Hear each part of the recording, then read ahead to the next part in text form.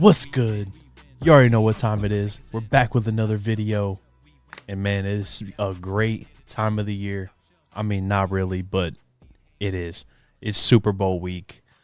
I am not happy that football season is over, but I am happy that it's down to the nitty-gritty. We're down to the last two teams, the final game of the season. We got the NFC champion, Seattle Seahawks, and the AFC champion, New England Patriots. I believe this game is going to be very good. This is a rematch from a couple years ago. We all know that game and how it ended. Let's hope it doesn't end like that again. But before we get into it, big shout out to our sponsor, Dubby. Clean energy, no jitters, no crash, over 15 different flavors you can choose from. Go over to dubby.gg, use my code TOPSHELF1, get 10% off your next purchase. And yeah, man, it's like coffee, just a whole bunch of different flavors. It doesn't have all the bad stuff that the energy drinks have. Just basically coffee with a good flavor. Get you a scoop, put you in some water, mix it up, stir it, and you're good to go.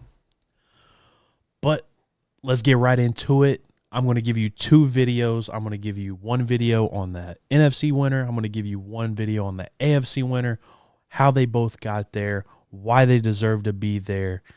And Wednesday, I'm going to go over the player props. And then Thursday, I'm going to drop my Super Bowl prediction and all of the props that I like and don't like. And then probably Friday, somewhere around in there, I'm going to drop just random props like coin toss, who's going to score first, different stuff like that the public likes to hammer and get on just because it's the Super Bowl.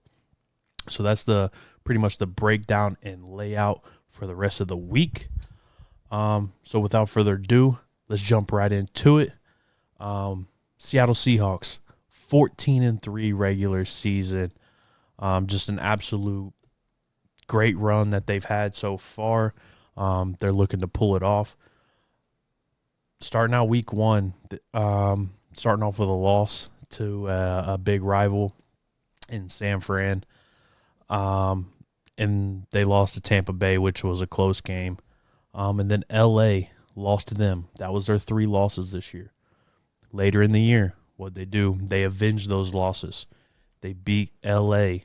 in overtime in a crazy victory fashion. Went for 2 on the last play of the game, got it, and then beat San Fran 13-3 in a game that really nobody had any starters in. The game really didn't matter. Seattle already had the number 1 seed locked up. But then in the divisional round, because they got the first round bye, again, playing San Francisco for the 3rd time. San Francisco was beat up and didn't have a lot of their defense. Their offense was just pretty much non-existent in this game. Rolled them 41-6. And then in the conference title game, playing the Rams for the 3rd time. And granted, both of the first 2 games were good. This game was just as good. 31-27, they pull it out, they hold on. And JSN, man, all I can say is that dude is a dog. So that is how they got there. They pretty much handled every team that they played throughout the season. So you can't really knock them for what they did in the regular season. They're handling business in the postseason. So I definitely believe they deserve to be there. This is the 2nd year for Sam Darnold that he's actually playing very well. A lot of people didn't think he could do it. I was one of those. But coming from the New York Jets, it's kind of like the Browns. You get drafted to one of those 2 teams as a quarterback, you're probably not going to pan out, which is okay.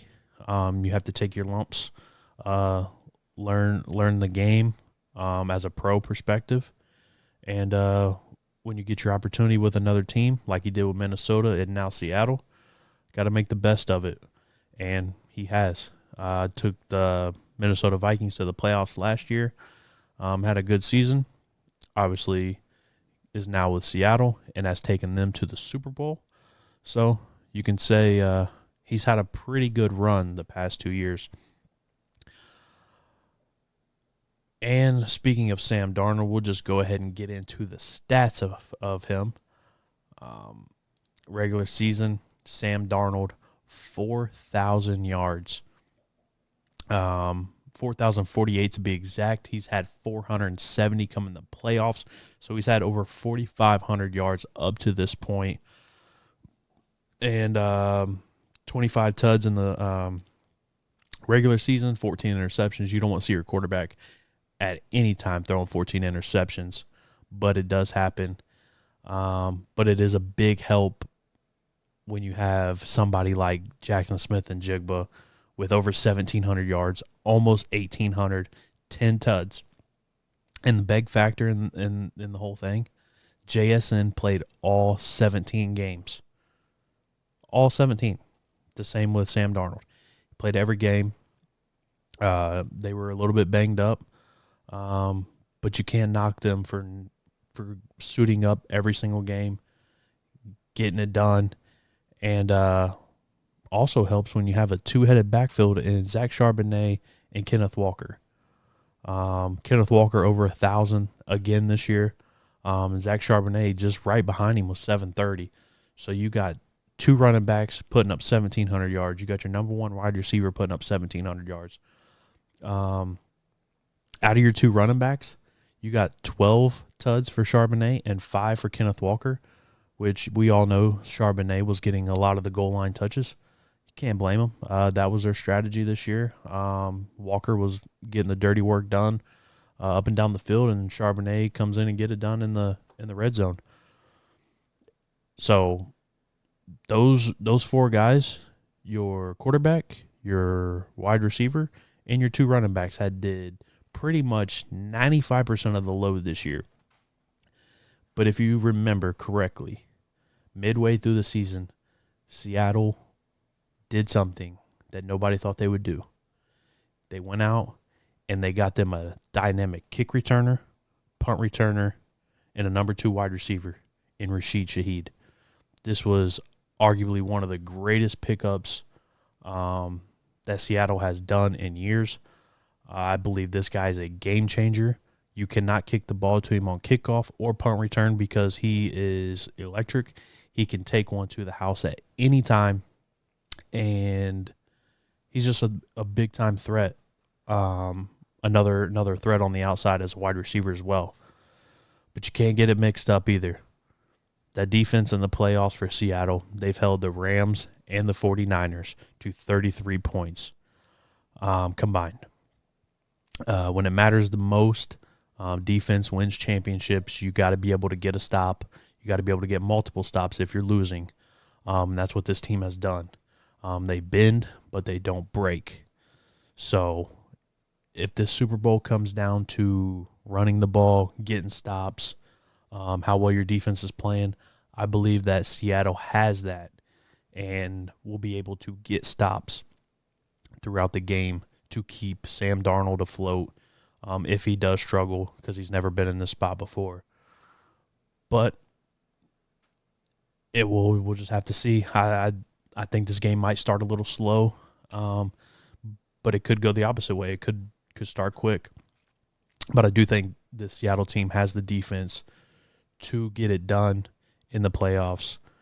But yeah, like I said, I will be breaking down New England in the next video on Wednesday.